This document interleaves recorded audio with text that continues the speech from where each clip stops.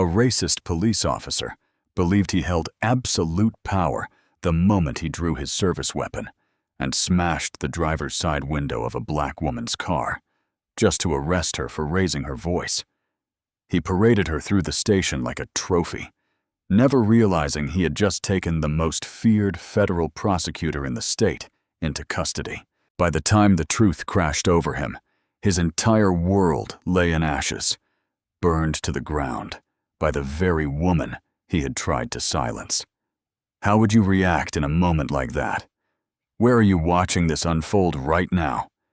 Tell us in the comments. And if you're new here, consider subscribing. Don't miss a single thing that's happening. The heavy Georgia heat pressed down on the two-lane asphalt like a thick, wet blanket, making the road shimmer. For Serena Langston, the air conditioning inside her modest but carefully maintained sedan was a sanctuary. The windows were tinted just enough to soften the glare, turning the endless pines lining the highway into a soft green blur. She was heading home after delivering a lecture at a local university, the fire of her words on civil rights and judicial accountability still warming her from within. It was a good feeling, a sense of purpose fulfilled. Her phone rested quietly in its mount on the dashboard. The navigation app showed she was not far from the relative civilization of the interstate. The silence inside the car was a welcome relief, a sharp contrast to the thunderous applause that had followed her speech. That was when the world fractured into flashing blue and red lights in her rearview mirror. Serena's heart did not leap. It did not race. It settled into a low, steady rhythm, a familiar cadence she had learned to master over a lifetime of moments exactly like this. She checked the speedometer. She was traveling at the posted limit. Her seatbelt was fastened. Her taillights were new. She knew, with a certainty as weary as it was crystal clear, that this had nothing to do with a traffic violation. She activated her turn signal and eased onto the gravel shoulder. The tires crunched to a stop beneath the shade of a massive oak draped in Spanish moss. She lowered the window just enough to speak, placed both hands on the wheel, and waited. Her training as a federal prosecutor kicked in, running a quiet, methodical checklist through her mind. Stay visible. Make no sudden movements. Announce every action. The officer who approached her window was a caricature of authority, tall, thick-set, neck flushed red from the sun, reflective sunglasses hiding his eyes, but not the contempt written across his face. His name tag read, Bryce Harlan. He walked with the unhurried stride of a man who believed he owned the road and everything on it. He did not ask for her license or registration. He simply leaned in, his face uncomfortably close to the opening of her window. "In a hurry to get somewhere, ma'am?" His voice was low, thick with condescension. "No, officer. I was traveling at the speed limit," Serena answered in an even, professional tone. The same voice she used in court, stripped of emotion, leaving only facts. "Seemed like you were weaving a little back there. You been drinking today?" He peered into the car, his gaze locking onto the leather briefcase on the passenger seat. "No, sir, I have not. I'm returning from delivering a lecture." "A lecture?" He tasted the word as if it were something suspicious. "What does someone like you have to talk about?" Serena clenched her jaw, but kept her voice calm.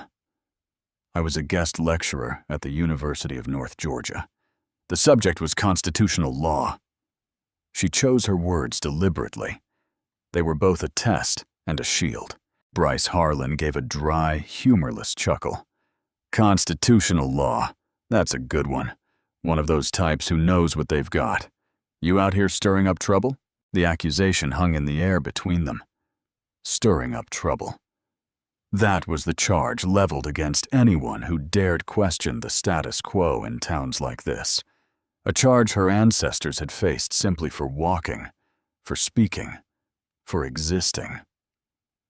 The sunglasses prevented her from seeing his eyes, but she could feel the weight of his stare dissecting her, dismissing her. She recognized this type of man instantly. He was not a guardian. He was an enforcer of a social order that viewed her mere presence, a black woman, educated and articulate, driving a nice car on a quiet road, as an official disruption. "I'm not certain what this is about, but if I haven't been cited for any violation, may I leave?" she asked. The question precise and legal, his smirk twisted into a sneer of pure disdain. "I'll decide when you can leave. Now why don't you step out of the vehicle?" It was not a request. The internal alarm that had been sounding in Serena's mind suddenly blared. This was the critical moment, an unlawful order. He had no probable cause. Before she could answer, she quietly reached for her phone with her right hand, sliding her thumb across the screen and activating a preset shortcut. The display remained dark, but a tiny, invisible microphone icon began to flash. Audio was recording and uploading to a secure cloud server in real time. "Officer, with all due respect, you have not stated the reason for this stop, nor have you presented any probable cause to order me out of my vehicle," she stated calmly. "Under Pennsylvania v. Mims, you may order a driver out during a lawful traffic stop, but the legitimacy of this stop is questionable." The sneer on Bryce Harlan's face vanished, replaced by a flash of pure fury. He was not merely angry, he was insulted. She had not only questioned him, she had invoked the law inside his world. That was the greatest sin a person who looked like her could commit. He stepped back from the car, his hand dropping ominously to the grip of his holstered Glock. "So we got ourselves a lawyer, huh?" He spat. The words sharpened into a venomous point. "You think quoting some fancy case is gonna help you? Down here, I am the law, and the law just told you to get the hell out of the car." He had no idea he was speaking to a woman who had successfully prosecuted men 10 times more powerful and 100 times more intelligent than he was. He saw a target, a problem that needed solving. He had no idea that every word he spoke, every escalating burst of rage, was becoming Exhibit A in a case that had not yet been filed. A case that would end his career. Serena's hands remained steady on the steering wheel, a portrait of unnerving stillness. In her mind swirled a storm of legal precedents and risk assessments. She was miles from anywhere on a lonely road, with an officer who was visibly unraveling. Every instinct screamed at her to obey for her own safety, yet every principle upon which she had built her life demanded she stand firm. Yielding to this baseless intimidation would betray every person she had ever fought for in a courtroom. "Officer Harlan," she repeated, her voice a study in control. "I am not refusing to cooperate. I am asserting my rights under the Fourth Amendment against unreasonable searches and seizures. If you can provide a legitimate reason for this order, I will comply. Otherwise, I request that you call your supervisor to the scene." The mention of a supervisor was like pouring gasoline on an open flame. To Bryce Harlan, it was a direct challenge to his authority, an implication of incompetence. His entire identity rested on the power of his uniform and the fear it could inspire. This woman, with her serene defiance and legal precision, was dismantling him layer by layer. She was not afraid, and that enraged him. "Supervisor," he barked. A humorless laugh erupted from his chest. "You think you can go over my head, lady? You're in serious trouble. You're obstructing an investigation." "What investigation, officer?" Serena pressed, her gaze unwavering. "You still haven't named a single crime you suspect I've committed. You stopped me without cause. You accused me of drinking without evidence. And now you're ordering me out of the car illegally. These actions constitute harassment under color of law." Every word was a precise, calculated strike. She was not merely speaking. She was building a record. The phone on her dashboard captured it all in silence. The drone of cicadas in the trees, the distant rumble of a truck, and the rising, ragged edge of Harlan's voice. He was furious. He could see his own distorted reflection in the tinted glass, an image of his own rage staring back at him. And he saw her, a shadow behind the glass, cold and composed. She felt like an untouchable fortress, mocking him with her calm. He had to break through. He had to shatter that. His hand left the grip of his pistol. For one terrifying instant, Serena believed he was going to draw it. Instead, his hand shot forward. He did not use a fist or a baton. He used the butt of his Glock.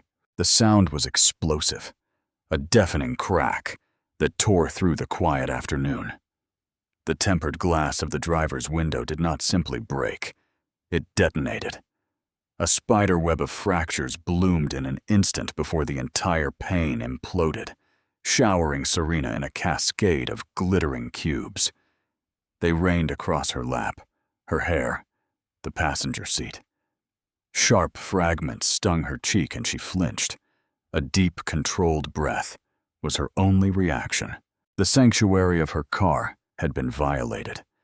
The thick Georgia heat, heavy with the scent of pine and dust, rushed in.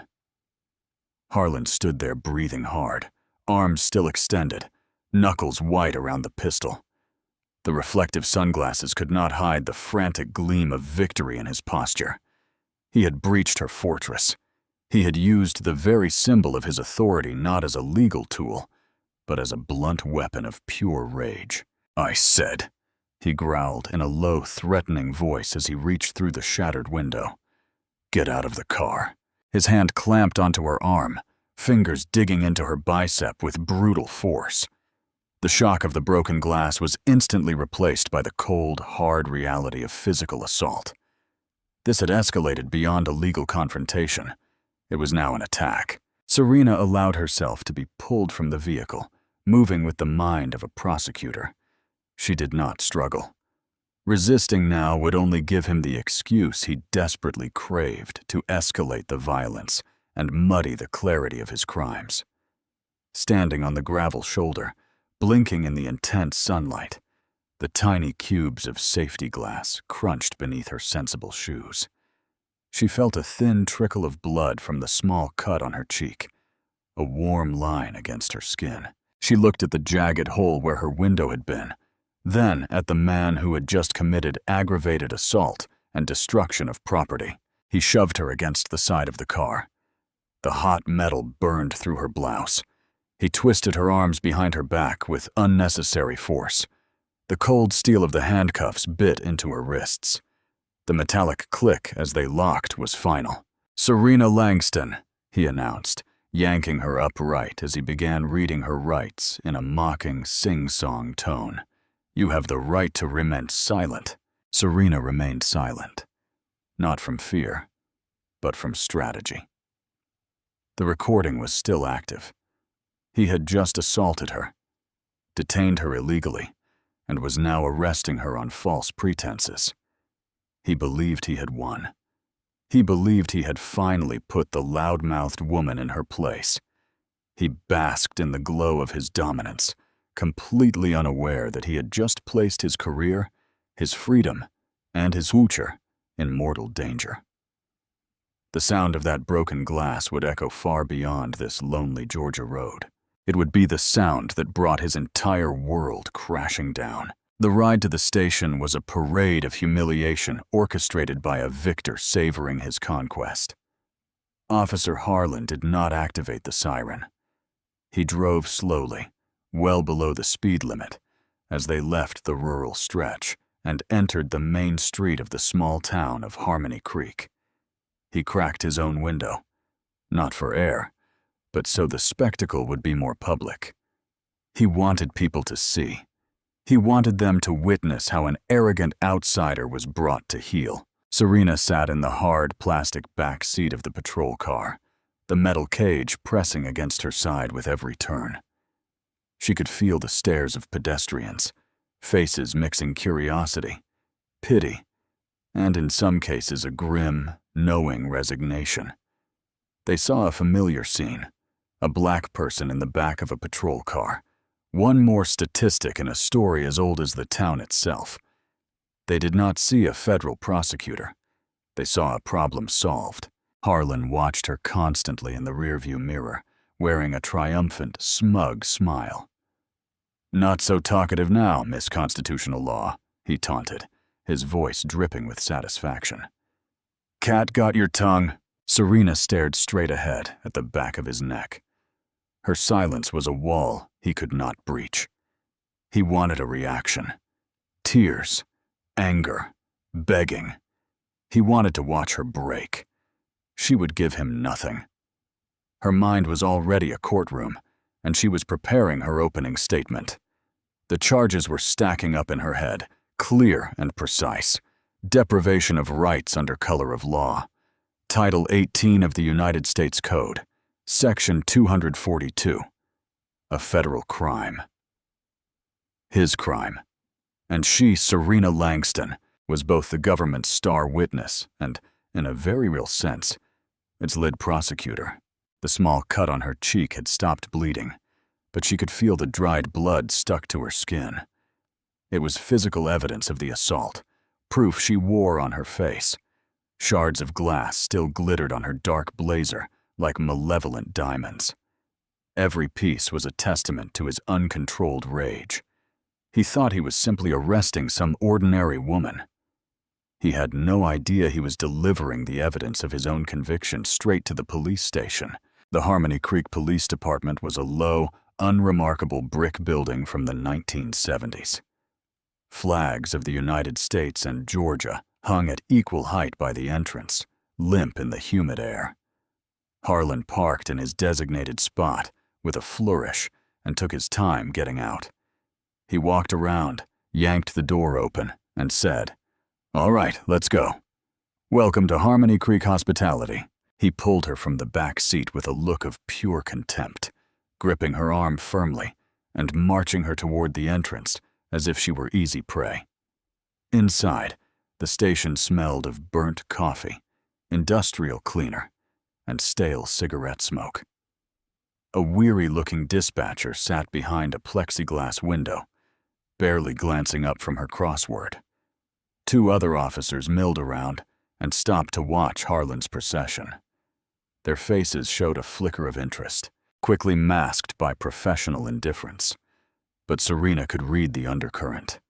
This was Bryce's show.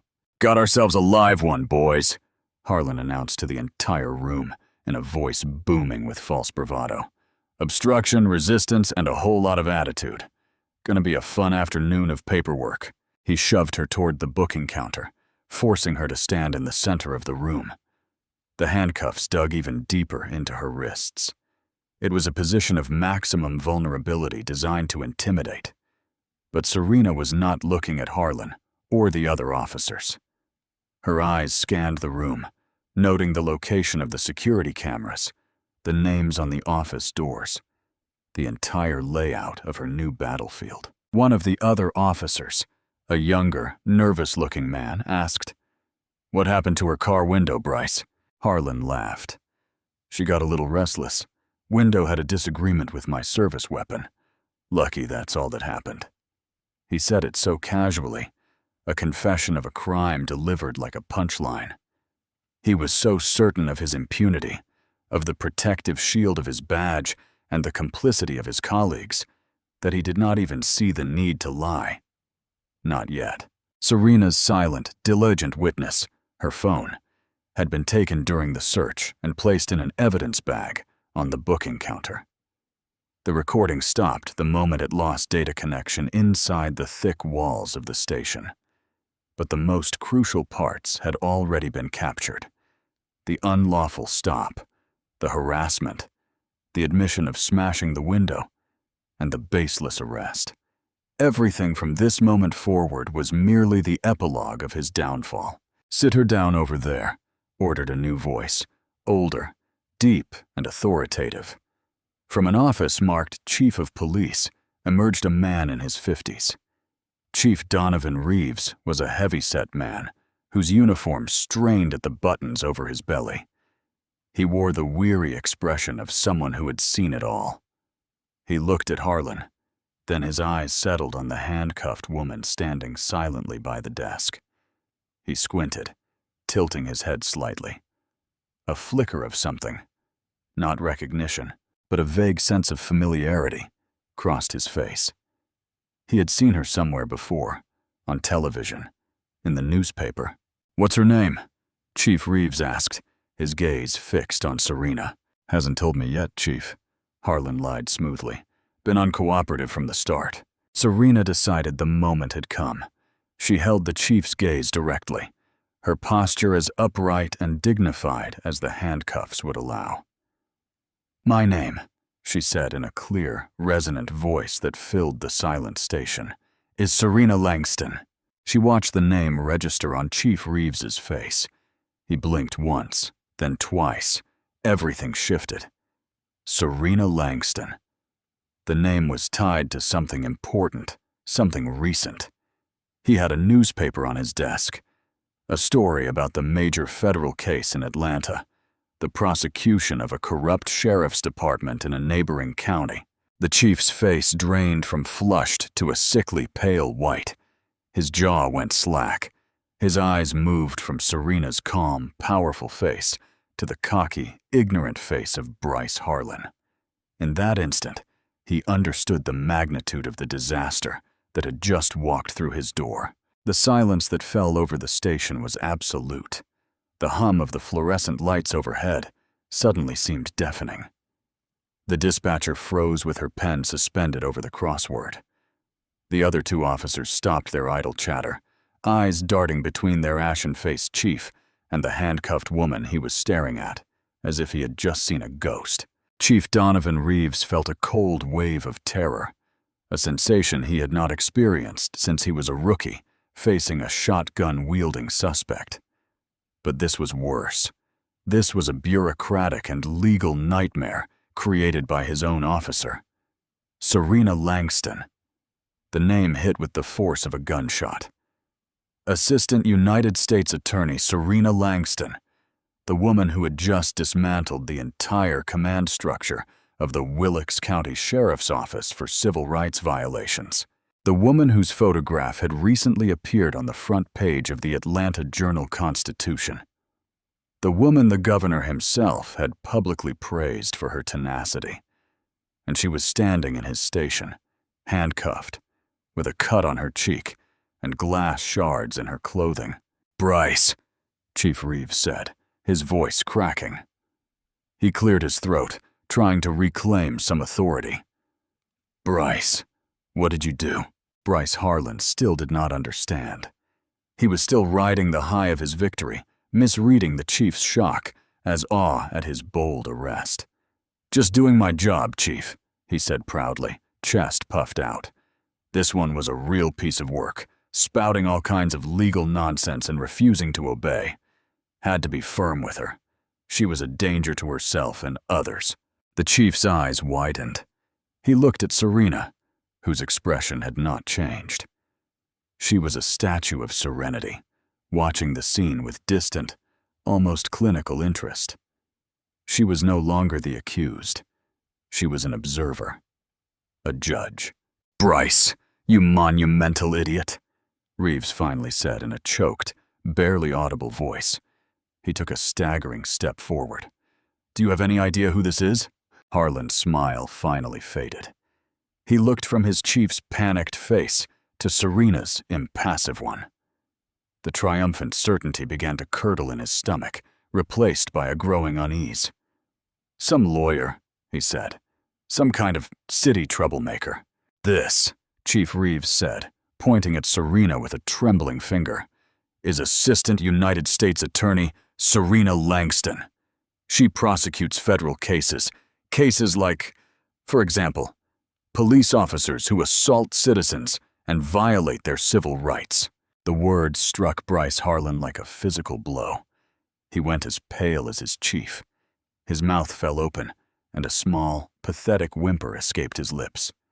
He stared at Serena, seeing her truly for the first time, not as a target, not as a problem, but as the architect of his impending doom. The power dynamic in the room did not merely shift, it inverted with the force of a tidal wave. One moment he had been the master of his universe, the man of the law in charge. The next, he was a specimen under a microscope, every senseless and violent act about to be dissected by one of the sharpest legal minds in the country. His mind raced, desperately trying to rewrite the events of the past hour. The dismissive confidence evaporated, replaced by the frantic panic of a trapped animal. "No, Chief, you don't understand," he began to stammer, his voice suddenly high and thin. "She was driving erratically, I swear. And when I stopped her, she got aggressive.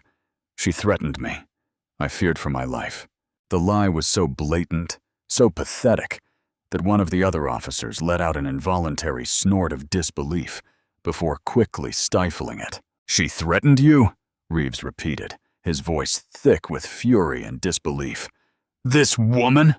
And then you smashed her window? You assaulted a federal prosecutor?" "It wasn't like that," Bryce insisted, eyes darting wildly, grasping for anything. "I thought she had a weapon. The window breaking was an accident, necessary to subdue a hostile suspect." He was flailing, throwing out any phrase that sounded legal, words he had heard in training but never fully understood. He was building a wall of lies, brick by brick, hoping it would save him. Serena had remained silent through the entire exchange, letting him dig his own grave. Now she spoke.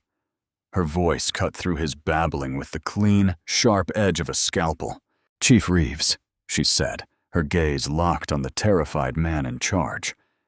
"Perhaps you should have Officer Harlan write his version of events. I'm certain the United States Attorney's Office and the Public Integrity Section of the FBI will be very interested in reading his official statement." At the mention of the FBI, a fresh wave of panic seized the chief. This was no longer merely an internal affairs matter. This was a federal case, and it had landed squarely in his lap. His small-town department was now at the center of a storm that could destroy it. "Get those handcuffs off her," Reeves barked at the younger officer, who jumped as if he had been shocked. "Now." The young officer fumbled with the keys, hands trembling as he approached Serena. When the handcuffs opened, the clicks echoed through the silent room. Serena brought her hands forward, rubbing the wrists where the steel had abraded her skin. The red marks were more evidence. She looked at Bryce Harlan, whose face had collapsed into a mask of pure terror. He knew he was finished. The bravado, the racism, the casual cruelty, all of it had led to this catastrophic moment. He had picked a fight with the law itself, and the law was standing right in front of him, ready to bring the full weight of the federal government down upon him. Without the handcuffs, Serena regained a measure of physical autonomy, but the immense power she held in that room had never been in question. She walked calmly to the booking counter and picked up the plastic evidence bag containing her phone. She held it up for the chief to see. "Chief Reeves," she began, her tone shifting from that of a victim to the prosecutor she was. "Before Officer Harlan starts inventing his report, you should know a few things. From the moment he ordered me out of the vehicle without probable cause, I began recording our entire interaction." Bryce Harlan made a sound as if he had been punched in the stomach. His eyes, wide with horror, were fixed on the phone in her hand, as if it were a venomous snake. Serena continued in a relentless, methodical voice. "That recording captured Officer Harlan failing to state the reason for the stop. It captured my repeated, calm requests for clarification and for a supervisor. It captured his escalating verbal aggression, his admission that he intended to arrest me for, and I quote, attitude. Most importantly," she paused, letting the weight of her next words settle. "It captured the sound of him using his service weapon to smash the window of my car, followed immediately by his unlawful order to exit the vehicle. The file was uploading to a secure cloud server in real time. It is already safe. It is already evidence." The room was so quiet that the frantic pounding of Bryce Harlan's heart seemed audible. His fabricated story, his only hope, had just been annihilated. The invisible witness, her phone, had testified. and its testimony was irrefutable. He completely fell apart. He shook his head, whispering, "She's lying. She doctored it." Chief Reeves turned on him, his face a mask of rage and betrayal. "Shut your mouth, Harlan. Just shut up. You have destroyed this department." He turned to Serena with an entirely different expression. "Ma'am, I cannot apologize enough. This is not how we operate. This is a bad apple, I swear." "Chief," Serena replied in a voice of ice, "your other officers stood by with their arms crossed while he paraded me in here. They listened to him brag about assaulting me and said not one word. This is not about a bad apple. This is about the orchard." The chief had no answer. He simply lowered his head in defeat. The following hours were a whirlwind of official action. The U.S. Marshals Service was called. The FBI was notified. At Serena's insistence, a state internal affairs team was dispatched from the Capitol to ensure local bias did not contaminate the investigation. Bryce Harlan was formally suspended, stripped of his badge and weapon right there in the processing room, a humiliation that was only a preview of what was to come. He was read his own rights, the same ones he had recited mockingly to Serena, and locked in a holding cell, a space into which he had so often placed others with complete indifference. The case against him was swift and brutal, with Serena's recording as the centerpiece of the prosecution's evidence. Harlan's defense had nowhere to go. He was charged with a litany of state and federal crimes, including aggravated assault, destruction of property, official misconduct, and the most serious charge of all, deprivation of rights under color of law. The trial was a mere formality. The audio recording was played for the jury, who heard everything: Harlan's condescending tone, Serena's serene professionalism, his rising fury, and the sickening, explosive sound of glass shattering. Faced with irrefutable evidence and the powerful, unshakable testimony of Serena Langston herself, the jury returned a guilty verdict on every count in less than an hour. The judge, a no-nonsense woman who had seen far too many cases of police misconduct, made an example of him. Bryce Harlan was sentenced to 5 years in federal prison with no possibility of parole. He was also ordered to pay $30,000 in restitution to Serena for the damage to her vehicle and the emotional distress he had caused. When the sentence was read, he finally collapsed, breaking down in tears at the defense table. The abuser, stripped of his power, proved to be nothing more than a pathetic, sniveling coward. For Serena, the victory was sober, not triumphant. It was not about revenge. It was about accountability. It was about ensuring that the power of a badge could not be wielded as a weapon of prejudice and ego without consequence. The end of Bryce Harlan's career was not the end of the story. It was the affirmation of a principle. In this case, justice was not merely a verdict. It was a reckoning. It was the system so often tilted against people like Serena being forced to correct itself because one woman had the courage, the knowledge, and the foresight to demand accountability. The $30,000 check she received was cashed, but the money was never the point. She donated every cent to a civil rights organization that provided legal assistance to those who could not defend themselves, people who were not federal prosecutors, who did not know the case law, whose secret recordings might be dismissed or ignored. Serena had the window replaced, but the memory of its shattering remains. It is a reminder not of her vulnerability, but of the fragility of the systems to which we entrust power. It serves as a constant, quiet echo of the truth. Justice is not something that is given. It is fought for, on quiet rural roads and in the highest courts of the land. It is won not through loud aggression, but through unbreakable integrity and the simple, undeniable power of the written truth. Harlan's conviction sent a shockwave through every small-town police department in the state. The message was clear. No one is above the law they swear to uphold. What do you believe is the most powerful tool we have as citizens to ensure accountability? Have you ever witnessed an abuse of power and felt helpless to do anything about it? Share your thoughts and experiences in the comments. Your story matters.